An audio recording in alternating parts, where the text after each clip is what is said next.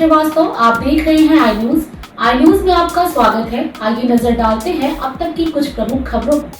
बिहार सदर प्रखंड के कबीर रचक पंचायत हुसनपुरा ग्राम में मिथिलेश कुमार पासवान, स्वर्गीय दशरथ पासवान, अमित कुमार पासवान पर पास के ही कुछ और सामाजिक तत्व हमलावर जुगनू कुमार पिता अरुण पासवान, अविनाश पासवान, अरुण पासवान पिता स्वर्गीय विश्वनाथ पासवान सभी मिलकर हमारे और हमारे भाई अमित पर चाकू घूमकर घायल कर दिया और सदर थाना में गया तो सदर पुलिस अपराधी को भगा दिया और हम लोग अपने भाई अमित कुमार को घायल स्थिति में दरभंगा डीएमसीएच इलाज के लिए इमरजेंसी में भर्ती कराए हैं। हमारे भाई अमित कुमार को 2 साल पूर्व भी बुरी स्थिति कर दी गई थी, चाकू से उसे मारा गया था।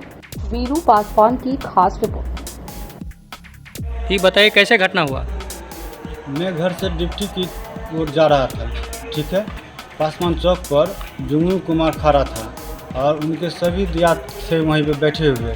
उनका भाई अविनाश कुमार मालिया और अरुण पासवान, शिवनाथ पासवान, राजा पासवान, ये सभी दियात उनके वहाँ पे बैठे हुए थे। उसके बाद वो मुझे वहाँ पे रोका। रोकने के बाद मुँह ठेठी करने लगा।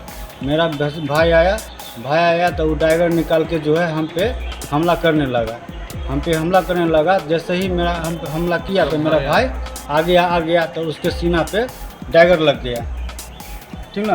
डैगर लग गया और काफ़ी देख रहे हैं यहाँ पूरा का पूरा घायल हो गया है।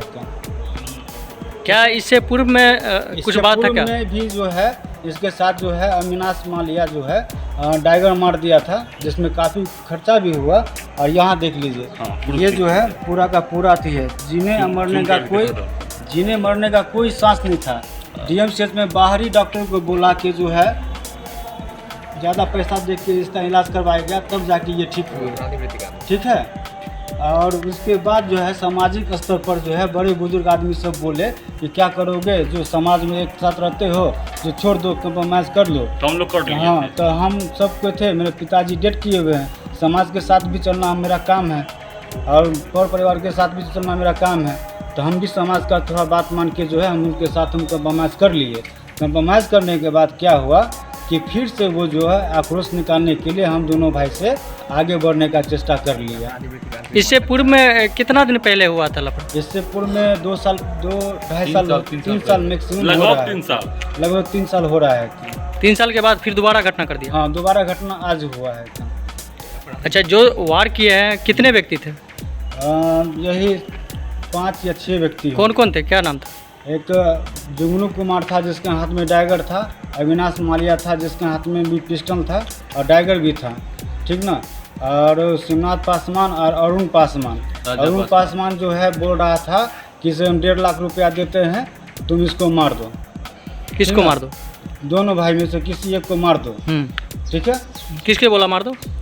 वो अपने बेटे को। हाँ, क्या नाम है उसका बेटा? अविनाश मालिया और जुगनू कुमार, ठीक ना। दोनों को कहा कि जो पैसा खर्चा होगा हम कराने के तैयार है, बेल भी जहाँ से होगा वहाँ से हम करवा लेंगे, ठीक ना। ऐसा कह के ऊपर हमला चालू कर दिया। मगर कुछ समाज के और भी व्यक्ति सब थे, तब वो लोग सबको छीन छान करके हटा दिया गया वहाँ से। तो आपके साथ जो घटना हुआ, अभी प्रशासन आए थे क्या? प्रशासन के पास गए तो प्रशासन आए पर वो लड़का को भगा दिया था। शिवनाथ पासवान अपने घर में छुपाए हुए थे। शिवनाथ पासवान जो है वो उसका दियाद लगता है, अपने घर में नहीं घुसने दिए और उनको जो है वहाँ से भगा दिया गया। अभी आप प्रशासन से क्या कहना चाहते हैं? प्रशासन से यही कहना चाहते हैं कि उनको पकड़ के जो है कड़ी से कड़ी सजा दिया जाए। बताइए, प्रशासन से क्या कहना चाहते हैं आप? प्रशासन से यही कहेंगे कि वो अपराधी जगत का लड़का है। वो बहुत जगह जो है मारपीट हो गया या ज़मीन पर विवाद करने के लिए चला जाता है। उसका कई दुश्मन है। उसको अगर कोई कहीं कुछ कर भी देता है तो वो हम लोग पे ही इल्ज़ाम आएगा, क्योंकि हम लोग चाहते नहीं, क्योंकि हम सर्विस करते हैं। मेरा भाई घर बैठा रहता है, घर चलाता है, ये घर से बाहर निकलता नहीं है। मेरे गांव समाज में किसी से अगर पूछ लिया जाएगा तो बताएगा कि अमित पासवान जो है घर से जल्दी नहीं निकलता है और मिथिलेश जो है 9 बजे से लेकर शाम के 6 बजे तक ड्यूटी पे रहता है। अभी जो आप इलाज कराने के लिए आए हैं, कहाँ पर खड़े हैं, कहाँ पर इलाज कराने आए हैं? DMCH Darbhanga DMCH ward. आपका क्या नाम हुआ? मेरा नाम मिथिलेश पासवान हुआ। पिताजी का नाम? स्वर्गीय दशरथ पासवान। जो जिनके साथ घटना है उनका क्या नाम है? उनका नाम अमित कुमार हुआ। आप दोनों भाई हैं? हाँ, दोनों भाई हैं। सीहोर जिला मुख्यालय से 12 किलोमीटर दूर ग्राम बड़ीखेड़ा झील रहा था सूखे की मार। ग्रामीण पानी के अभाव में प्यासे मरने को थे विवश। मामला मीडिया में आया तो सीहोर जिला प्रशासन विभाग को निर्देशित कर बोर खनन के लिए मशीन भेजा गया।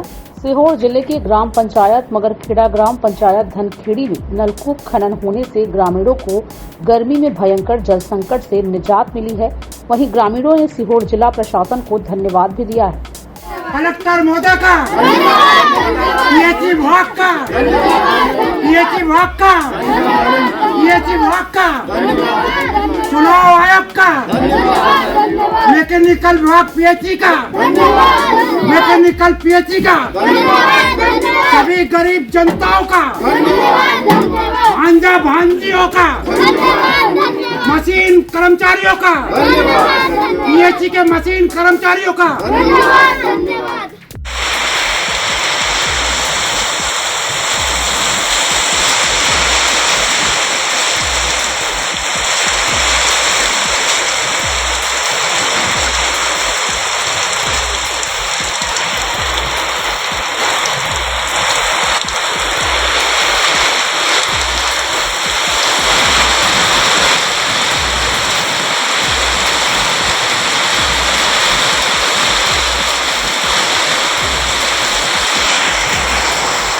ये सीहोर जिला की ग्राम मगरखेड़ा पंचायत है। इसमें नई कॉलोनी बसी हुई है। नई कॉलोनी में कई प्रकार की गरीब जनता रहती है। कई समाज के लोग रहते हैं जिनको 1-2 किलोमीटर दूर से पानी लाना पड़ता था। कई वर्षों से, कई दिनों से मांग कर रहे थे पीएचई विभाग से, कलेक्टर से, ग्राम पंचायत से कि यहाँ पानी की व्यवस्था कराए, लेकिन किसी ने भी नहीं सुनी। जब ग्रामीण जनता मेरे नेतृत्व में माननीय चुनाव आयोग को, माननीय कलेक्टर महोदय को, पीएचई विभाग को ज्ञापन सौंपकर बोर खनन कराने की, नलकूप खनन कराने की मांग की गई, तब कहीं जाकर पीएचई विभाग ने बोर खनन मशीन भेजी। और आज सुबह से जैसे 300 फीट बोर हुआ उस गांव में, जैसे 300 फीट पे मशीन का बोर मशीन पहुंची गहराई करते करते, और उसमें भयंकर से पानी निकला। जैसे ही पानी निकला तो जो लोग दूर दूर से कुप्पा बर्तन लेकर के पानी लाते थे, उन्होंने मशीनों में से पानी भर के घर पे ले जाने लगे, नहाने के लिए, कई जीव जंतु के लिए, अपने अपने पशु पंछी के लिए पानी लेकर के जाने लगी जनता। और ग्रामीण जनता ने माननीय कलेक्टर महोदय का धन्यवाद दिया, माननीय चुनाव आयोग का धन्यवाद दिया, पीएचई विभाग, मैकेनिकल विभाग का धन्यवाद दिया। और आज तमाम ग्रामीण जनताओं की मांग पर, जिला प्रशासन के निर्देश पर वहां पर पानी की व्यवस्था हो गई है। अब ग्रामीण जनता बोर मशीन से ही, चलती हुई बोर मशीन से, उसी बोर का निकला हुआ पानी से ही पानी भर भर के बर्तन कुप्पे सब अपने अपने घर पे ले जा रही है। जनताओं में काफी खुशी है। इस बात को लेकर तमाम गरीब जनताओं का धन्यवाद, जिला प्रशासन का धन्यवाद, मुख्य चुनाव आयोग का धन्यवाद, पीएचई विभाग का धन्यवाद, पीएचई विभाग मैकेनिकल का धन्यवाद। वहाँ पर तमाम लोगों ने मशीन का भी फूल बरसा से स्वागत किया और सब लोगों में धन्यवाद दिया। रेहटी के लाड़कुई वन परिक्षेत्र के तहत चोरों के हौसले इतने बुलंदी पर पहुंच गए हैं कि अब जंगलों में नहीं बल्कि रेंज में जब्ती की सागौन सिल्लियों की चोरी करने लगे हैं। ऐसा ही एक मामला सोमवार देर शाम प्रकाश में आया, जब लाड़कुई रेंज में जब्ती की सागौन चुराते हुए वन अमले ने 3 लोगों को पल्सर बाइक सहित पकड़ने में सफलता प्राप्त की। पकड़े गए आरोपियों ने वन अमले को धमकी भी दी कि छूटने के बाद वह किसी को नहीं छोड़ेंगे। वन माफियाओं के हौसले बुलंदी पर होने के पीछे सबसे बड़ी वजह इन पर कोई ठोस कार्रवाई का न होना है। अधिकारी बताते हैं कि आरोपियों को जमानत पर रिहा कर दिया जाता है, क्योंकि वन अधिनियम में ऐसी कोई धारा नहीं है जिससे इन्हें सीधे जेल भेज दिया जाए। इसी का परिणाम रिहा कर हुए आरोपी दूसरे दिन करीब 3 दर्जन के करीब ग्रामीणों को लेकर वन परिक्षेत्र लाड़कुई पहुंचे और वन विभाग द्वारा की गई कार्रवाई को झूठी व गलत बताते हुए कार्रवाई में जब्त की गई पल्सर मोटर बाइक छोड़ने को लेकर दबाव बनाया और जमकर हंगामा भी किया। देवकीर की खास रिपोर्ट। जब बोले कि जांच में आएगी बात, नहीं जांच कब तक आएगी?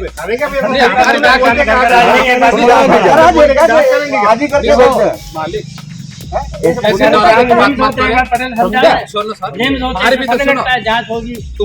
रात्रि के 9-9:15 के बीच की है। हमारे यहाँ का परिसर में वनोपज प्रकरण में जब्त वनोपज रखी रहती है और कुछ वनोपज जो हमारे बीट गार्ड के अधीनस्थ से अमर सिंह रावत के अधीनस्थ उसके सुपुर्द में थी, तो वो परिसर कैंपस में उसके कमरे में था। उसको कुछ ऐसी आवाज़ आई उठापट्टी की, तो बाहर जैसे निकला कि दो लड़के लोग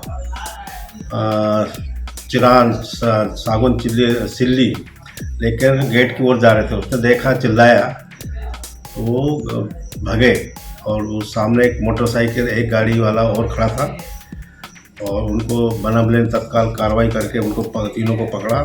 पूछताछ करने के दौरान उनमें एक का नाम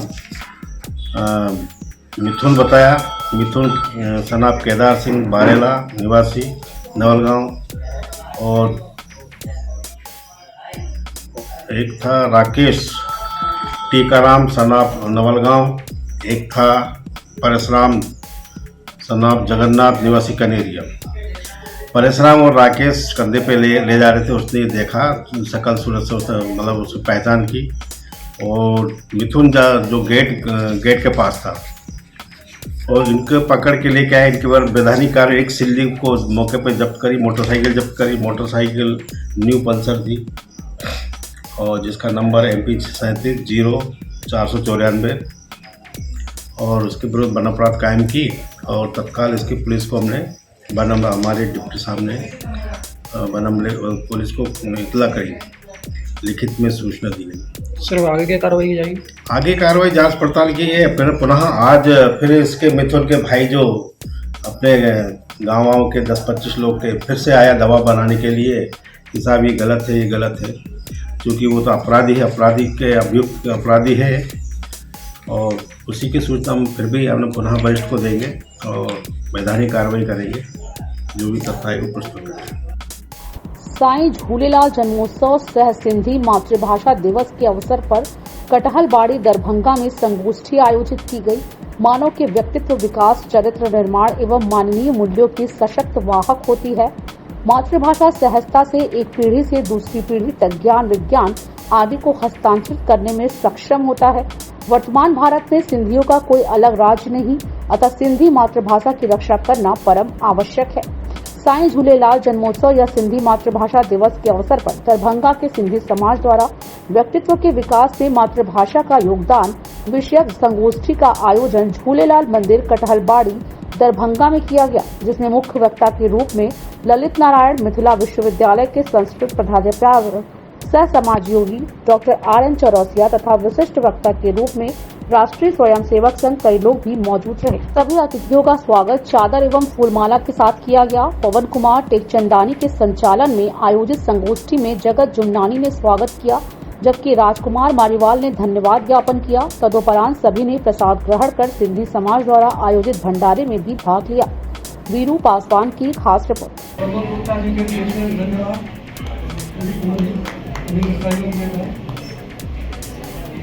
प्रसाद तैयार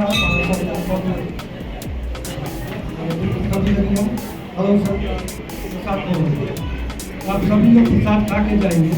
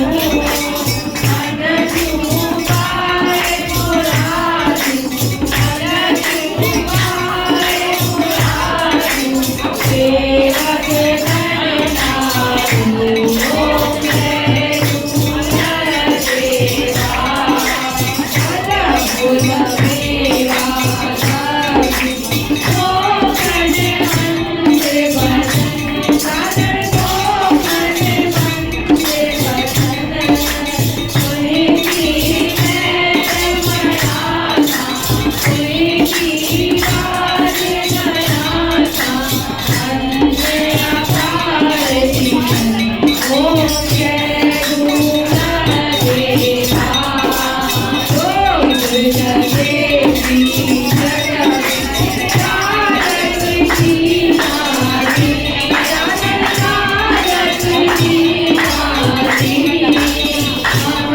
माह तक बच्चे को पालती हैं, तब से ही बच्चा 2-3 माह का होते होते ही वह सुनने लगता है, उसके कान सक्रिय हो जाते हैं। तो गर्भ में ही उसके श्रवण शक्तियाँ जो है सक्रिय होने के कारण से जब वह जमीन पर आता है, संसार में आता है, तो स्वाभाविक रूप से वह भाषा वह बोलना चाहता है।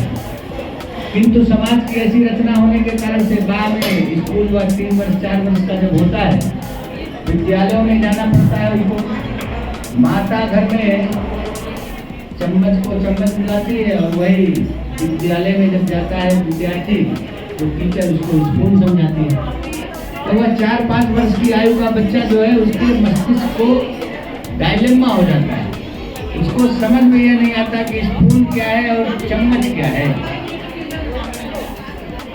हम थोड़ा बड़ा बच्चा होता है उसे थोड़ा बड़ा काम करवाना शुरू करते हैं तो कहते हैं दरवाजा बंद कर दो, खिड़की बंद कर दो, और वही टीचर जब स्कूल में वही उसे इंस्ट्रक्शन देती है तो विंडो और डोर का इंस्ट्रक्शन देती है।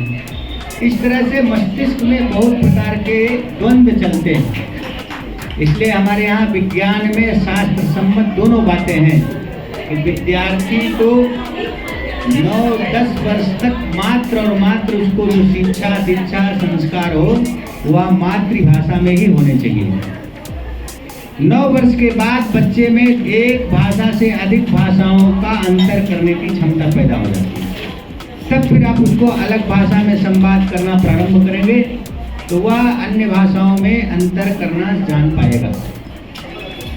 और इसलिए छोटा सा निवेदन आग्रह आप सबसे करते हुए, भारत की यह जो परंपरा है, सिंध से लेकर के कन्याकुमारी तक, कच्छ से लेकर कामरूप तक, ये आज कौन सा प्रोग्राम हुआ है यहाँ सिंधी परिवार आज चेटी चंद के महोत्सव के अवसर पे, चेटी चंद का मतलब होता है हमारे झूलेलाल, हमारे इष्ट जो झूलेलाल हैं उनका जन्मदिन।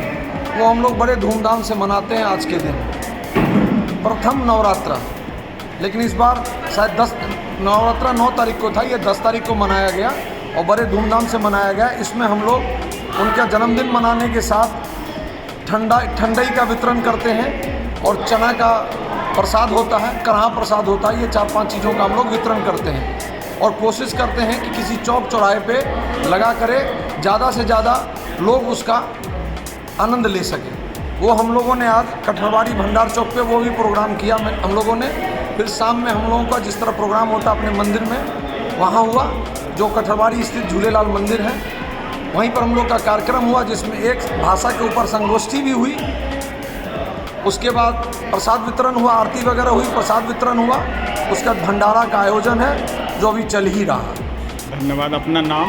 मेरा नाम विजय कुमार जुमनानी, मेरा यहीं कठरवाड़ी दरभंगा में घर हुआ। जी, आज सिंधी दिवस है, इस अवसर पर क्या आयोजन हुआ है सिंधी समाज के द्वारा? ये बहुत सुखद संयोग था कि आज झूलेलाल चेटी चंद के दिन, झूलेलाल अवतरण के दिन ही आज सिंधी दिवस भी पड़ गया। ये सिंधी दिवस, आज सिंधी भाषा को संविधान में मान्यता मिली थी कि आज ही 10 अप्रैल के दिन, इसीलिए हम ये सिंधी भाषा को हम लोग आज मनाते हैं। क्योंकि आज सिंधी भाषा का दिवस था तो हम लोगों ने व्यक्तिगत विकास में मातृभाषा का योगदान पर आज एक संगोष्ठी भी आयोजित की, जिसमें हमारे मुख्य वक्ता श्री RN चौरसिया जी थे और जिला के प्रमुख संघ के अध्यक्ष श्री रविंदर जी भी भाग लिए और उन्होंने अपना वक्तव्य अपना रखा वहाँ पे। और हमारे समाज के, सिंधी समाज के भी श्री जयकिशन लाल, श्री पवन कुमार, श्री दिनेश गंगनानी, देव गाबड़ा इत्यादि लोगों ने भी अपना विचार वहाँ पे रखा। और इस आयोजन में हमारे दरभंगा जिला के सिंधी समाज के सब परिवार सभी लोग शामिल हुए। अपना परिचय? मैं राजकुमार मारीवाला, मेरा निवास राजकुमारगंज दरभंगा में। एक भाषा सीखने में सक्षम होता है मातृभाषा, 9 के बाद भी दूसरी भाषा वो हिंदी अंग्रेजी जो भी सीखना चाहे सीख सकता है। आज वक्ता ने कहा, आग्रह किया कि घर परिवार में हम अपनी मातृभाषा में बात करें,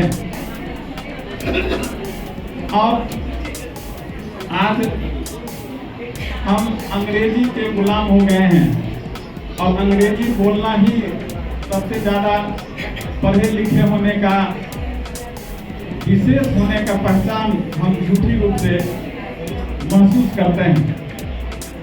बल्कि हम देखते हैं ऐसा नहीं है कि मातृभाषा में ज्ञान विज्ञान तकनीक नहीं हो सकता है। आप चीन को देख लें उदाहरण, जापान को देखें, फ्रांस को देखें, जर्मनी को देखें, सभी मातृभाषा में ही उनके सभी ज्ञान विज्ञान के साधन हैं, तकनीक हैं। और ऐसा शोध भी बतलाता है कि मातृभाषा में अगर कोई व्यक्ति सीखना चाहे, हमारी राष्ट्रपति द्रौपदी मुर्मू ने भी कहा है कि मातृभाषा में हमारा ज्ञान विज्ञान साहित्य समाज विज्ञान तकनीक का अधिक सरलता से सर्वांगीण विकास हो सकता है, अधिक से अधिक उन्नति हो सकती है मातृभाषा में। और भारत बहुलता का देश है, बहुविध संस्कृतियां हैं, यहाँ अनेक जाति धर्म के लोग रहते हैं। उसी तरह से यह बहुभाषी क्षेत्र भी है भारत। और बंगाल में बंगला, उड़ीसा में महाराष्ट्र में मराठी, तमिलनाडु में तमिल, केरल में मलयालम, कर्नाटक में कन्नड़, आंध्र प्रदेश में तेलुगु आदि अनेक भाषाएं हैं और उनका विकास सबों का हो रहा है। हमारे भाषाविद थे, भाषा वैज्ञानिक ग्रियर्सन अंग्रेज ने कहा था कि भारत में अनेक भाषाएं हैं, लेकिन किसी भी दो भाषा में, दो मातृभाषा में कहीं कोई क्लेश नहीं है, कहीं कोई विवाद नहीं है, सबों का विकास होता है। ऐसे माना जाए तो 4 भाषाएं प्रमुखता से 10 अप्रैल 1967 को संविधान में संशोधन कर सिंधी भाषा को भारत की 8वीं अनुसूची में शामिल किया गया था। इसीलिए आज के दिन को सिंधी समाज भाषा दिवस के रूप में, सिंधी मातृभाषा दिवस के रूप में प्रसन्नतापूर्वक मनाते हैं, कार्यक्रम करते हैं, खुशियां मनाते हैं, मिठाइयां खाते खिलाते हैं। आज मैं जब विश्वविद्यालय से घर जा रहा था तो यही भंडार चौक पर काफी जाम देखने को मिला। मुझे समझ में तब आया जाम का कारण जब मैंने वहां देखा कि लोगों को रोककर सिंधी समाज के द्वारा शरबत पिलाया जा रहा था। काफी प्रसन्नता की बात है कि सिंधी समाज जो मूलतः मैं समझता हूँ पाकिस्तान में बहने वाली सिंधु नदी के किनारे जो आज सिंधु प्रांत है वहाँ का, जिसकी राजधानी कराची है, मूल ओरिजिन वहीं मैं समझता हूँ सिंधु परिवार का। और सिंधी वहाँ से अभी पूर्व वक्ता ने कहा कि आतंक के कारण, डर भय के कारण बहुत सारे सिंधी परिवार जो मूलतः हिंदू से जुड़े हुए हैं, हिंदू रीति रिवाज को मानते हैं, मुस्लिम धर्म को स्वीकार किया। और 1947 में भारत विभाजन के बाद 47-48 में हिंदू समाज के बहुत सारे लोग भागकर हिंदुस्तान आ गए और विशेष रूप से गुजरात का क्षेत्र है समुद्र किनारे, वहाँ पर बसे काफी संख्या में हैं। आज भी वहाँ सिंधी काफी बसते हैं। इसके अलावा महाराष्ट्र, गुजरात, मध्य प्रदेश, नई दिल्ली आदि में सिंधी परिवार काफी संख्या में निवास करते हैं।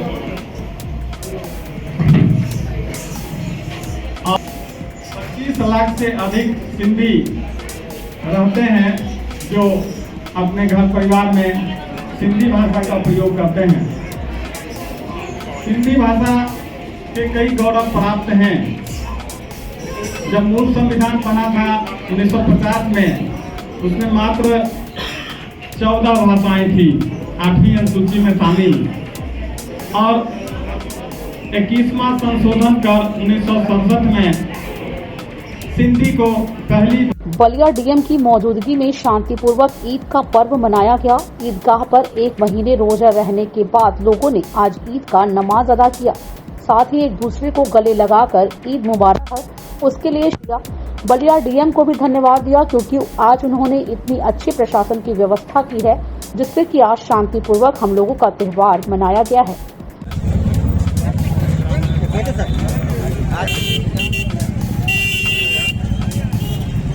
ये आज कौन सा प्रोग्राम हुआ है यहाँ सिंधी परिवार? आज चेटी चंद के महोत्सव के अवसर पे, चेटी चंद का मतलब होता है हमारे झूलेलाल, हमारे इष्ट जो झूलेलाल हैं उनका जन्मदिन। वो हम लोग बड़े धूमधाम से मनाते हैं आज के दिन, प्रथम नवरात्रा। लेकिन इस बार शायद 10 नवरात्रा 9 तारीख को था, ये 10 तारीख को मनाया गया और बड़े धूमधाम से मनाया गया। इसमें हम लोग उनका जन्मदिन मनाने के साथ ठंडाई का वितरण करते हैं और चना का प्रसाद होता है, कढ़ा प्रसाद होता है। ये 4-5 चीज़ों का हम लोग वितरण करते हैं और कोशिश करते हैं कि किसी चौक चौराहे पे लगा करे, ज़्यादा से ज़्यादा लोग उसका आनंद ले सकें। वो हम लोगों ने आज कठरवाड़ी भंडार चौक पे वो भी प्रोग्राम किया हम लोगों ने। फिर शाम में हम लोगों का जिस तरह प्रोग्राम होता अपने मंदिर में, वहाँ हुआ, जो कठरवाड़ी स्थित झूलेलाल मंदिर है, वहीं पर हम लोग का कार्यक्रम हुआ जिसमें एक भाषा के ऊपर संगोष्ठी भी हुई। उसके बाद प्रसाद वितरण हुआ, आरती वगैरह हुई, प्रसाद वितरण हुआ। उसका भंडारा का आयोजन है जो अभी चल ही रहा। धन्यवाद। अपना नाम? मेरा नाम विजय कुमार जुमनानी, मेरा यहीं कठलवाड़ी दरभंगा में घर हुआ। जी, आज सिंधी दिवस है, इस अवसर पर क्या आयोजन हुआ है सिंधी समाज के द्वारा? ये बहुत सुखद संयोग था कि आज झूलेलाल चेटी चंद के दिन, झूलेलाल अवतरण के दिन ही आज सिंधी दिवस भी पड़ गया। इस सिंधी दिवस, आज सिंधी भाषा को संविधान में मान्यता मिली थी आज ही 10 अप्रैल के दिन, इसीलिए हम ये सिंधी भाषा को हम लोग आज मनाते हैं। क्योंकि आज सिंधी भाषा का दिवस था तो हम लोगों ने व्यक्तिगत विकास में मातृभाषा का योगदान पर आज एक संगोष्ठी भी आयोजित की, जिसमें हमारे मुख्य वक्ता श्री RN चौरसिया जी थे और जिला के प्रमुख संघ के अध्यक्ष श्री रविंदर जी भी भाग लिए और उन्होंने अपना वक्तव्य अपना रखा वहाँ पे। और हमारे समाज के, सिंधी समाज के भी श्री जयकिशन लाल, श्री पवन कुमार, श्री दिनेश गंगनानी, देव गाबरा इत्यादि लोगों ने भी अपना विचार वहाँ पे रखा। और इस आयोजन में हमारे दरभंगा जिला के सिंधी समाज के सब परिवार, सभी लोग शामिल हुए। अपना परिचय? मैं राजकुमार मारीवाला, मेरा निवास राजकुमारगंज दरभंगा में। मैं Shahid Jahangir Khan, manager of Delhi public convent school Ballia का। सर, आज ईद का त्यौहार है और आज ईद का त्यौहार कितना खास रहेगा बलिया के लिए, साथ ही पूरे भारतवर्ष के लिए? ईद का त्यौहार जो है शांति और प्रेम का त्यौहार है और इसमें जो है सारे लोग आपस में मिलते हैं। अगर किसी के अंदर किसी बात के लेकर दुख भी होता है तो मिलजुल के अपना दूर कर लेते हैं। अब प्रेम और भाईचारे का त्यौहार है तो मैं सबसे पहले सारे देशवासियों को ईद की बधाई देता हूं और ये कामना करता हूं कि देश में प्यार, मोहब्बत, शांति के साथ सब लोग अपना जीवन यापन करें और खुशहाल जीवन व्यतीत करें और देश की उन्नति में सब लोग अपना योगदान दें। सर, ईद का प्रातःकाल कैसे प्रारंभ होता है? उस दिन क्या होता है? दिन भर का दिनचर्या क्या बना रहता है? उस दिन ईद का दिन क्या क्या होता है? ईद माने खुशी का दिन होता है तो सुबह का प्राथमिकता क्या रहता है? पहले 30 रोजा के बाद, ईश्वर की भक्ति के बाद शांति खुशहाली के लिए लोग ईश्वर की प्रार्थना करने जाते हैं ईदगाह में और वहाँ ईश्वर से प्रार्थना करते हैं कि हे ईश्वर हमें साल भर हमेशा के लिए अच्छा जीवन दे, खुशहाल जीवन दे, शांतिपूर्ण जीवन दे। यही होता है। तो सुबह उठ के सब लोग अपना सुबह का नमाज पढ़ के फ्रेश होके फिर ईदगाह जाते हैं। और सर, हाँ बोलिए। बात करेंगे कि जो ईद का नमाज होता है, ईदगाह पे ही क्यों ज़्यादा शुभ माना जाता है? क्योंकि मस्जिदें तमाम हैं, लोग मस्जिद पे भी जाकर ईद का नमाज अदा कर सकते हैं, लेकिन ज़्यादातर लोग देखते हैं कि ईदगाह पे जाते हैं। देखिए, एक्चुअली में ये होता है ना कि जहाँ पे ज़्यादा लोग इकट्ठा होते हैं ना, तो आपस में मिलजुल के और अपने दुख को दूर कर लेते हैं। किसी बात का किसी को अंदर दुख होता है तो सब लोग मिल लेते हैं। तो ईदगाह के लिए इसीलिए नमाज को तरजीह दी जाती है, प्रेफरेंस दिया जाता है कि ज़्यादा लोग आएंगे तो आपस में मिलत प्रेम बना रहेगा। और ये धार्मिक वो भी है, हमारे हुजूर सल्लल्लाहु अलैहि वसल्लम ईदगाह में नमाज पढ़ाते थे, तो हम लोग भी जाकर नमाज पढ़ते हैं। सर, इस बार प्रशासन की किस तरह की व्यवस्था है दिखी? प्रशासन की व्यवस्था बहुत अच्छी है और हमारे माननीय योगी जी के शासन में चारों तरफ खुशहाली और शांति है। और प्रशासन इस बार बहुत मुस्तैद था और बहुत शांति से, और हमारे माननीय डीएम साहब भी आए थे और उन्होंने भी ईद की बधाई दिया। और हमको लगता है कि इस बार बहुत अच्छा से ईद का कार्यक्रम पूरा हुआ। ठीक सर, धन्यवाद सर। जिले के सभी प्रखंडों में स्वीप के तहत विशेष मतदाता जागरूकता रैली, मनोरंजक रैली, रंगोली भी बनाई गई। इसमें संबंधित प्रखंड के प्रखंड विकास पदाधिकारी, अंचल अधिकारी एवं प्रखंड स्तरीय कर्मी सहित बीएलओ एवं सखी मंडल की दीदियां भी शामिल हुई थी। कम मतदान प्रतिशत वाले क्षेत्र में मानव श्रृंखला के माध्यम से मतदाताओं को जागरूक किया गया। लोकतंत्र के इस महापर्व में हर एक मतदाता को उनके दायित्वों की दिशा दिखाने का लगातार प्रयास चल रहा है। लोकतंत्र में चुनाव का महत्व सर्वोपरि है। इसे लोकतांत्रिक शासन व्यवस्था की रीढ़ कहा गया है। इसके साथ ही मतदाताओं को अपने मताधिकार की महत्ता से अवगत कराने हेतु अपनी सक्रिय भूमिका निभाने के लिए मानव श्रृंखला बनाकर इस चुनाव में एक भी मतदाता न छूटे, इसका संदेश प्रेषित किया गया। साथ ही आकर्षक रूप में मतदाताओं का ध्यान अपनी ओर आकृष्ट करते हुए जागरूकता ताकि ज्यादा से ज्यादा लोग इस महापर्व में सामने आए। साथ ही दुमका जिले में 1 जून को मतदान करने जरूर आए, ये संदेश भी दिया गया। अर्जुन मुर्मू की ब्यूरो रिपोर्ट।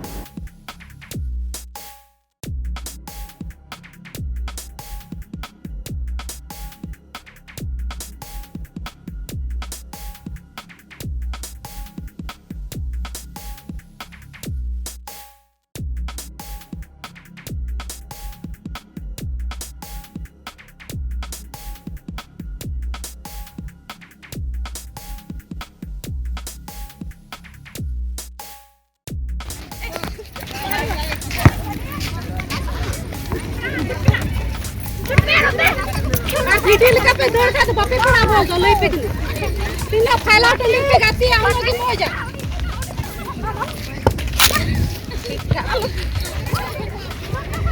गाती हुआ कुड़ी के ना बुध हिमा हिमा आने का उठा बोल तो हरियाणा से खबर है कि स्कूल बस वहां पलट गई, जिसमें 6 बच्चों की मौत बताई जा रही है। 15 से ज्यादा बच्चे घायल हो गए हैं। बता दें, इस प्राइवेट स्कूल में ईद की छुट्टी भी नहीं थी। गोविंद सिंह कुशवाहा की खास रिपोर्ट।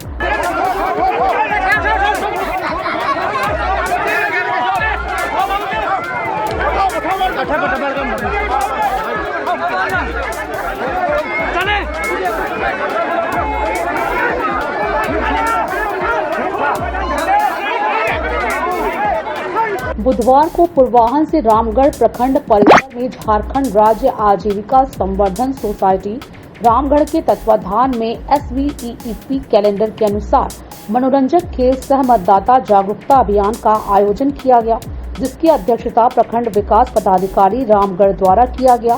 प्रखंड परिसर में मनोरंजन खेल के रूप में कबड्डी खेल का भी आयोजन किया गया। इस कबड्डी प्रतियोगिता में रामगढ़ GLS-PS के सखी संडल की दीदियों ने भी भाग लिया। इस कार्यक्रम का उद्देश्य मतदाता जागरूकता फैलाना है, जिसमें सभी मतदाता को अपना मताधिकार का प्रयोग करना है। मतदाता जागरूकता अभियान के बारे में संपूर्ण जानकारी प्रखंड विकास पदाधिकारी महोदय द्वारा विस्तार पूर्वक दिया गया। झारखंड से अर्जुन मुर्मू की ब्यूरो रिपोर्ट। हम अपने देश की लोकतांत्रिक परंपराओं की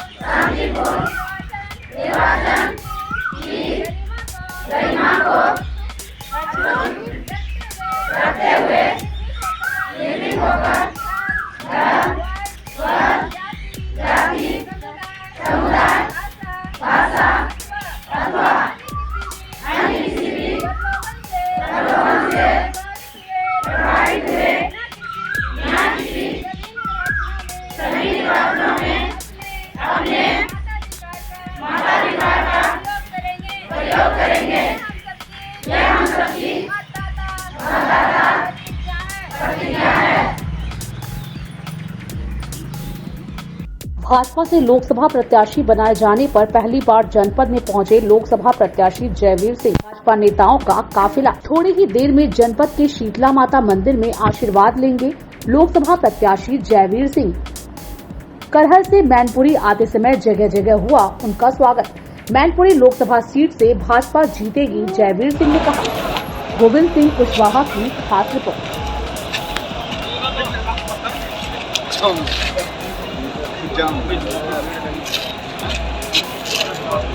अब तक के लिए बस इतना ही। बने रहिए आई न्यूज के साथ और अधिक जानकारी के लिए हमारे चैनल को लाइक कीजिए, सब्सक्राइब कीजिए। धन्यवाद।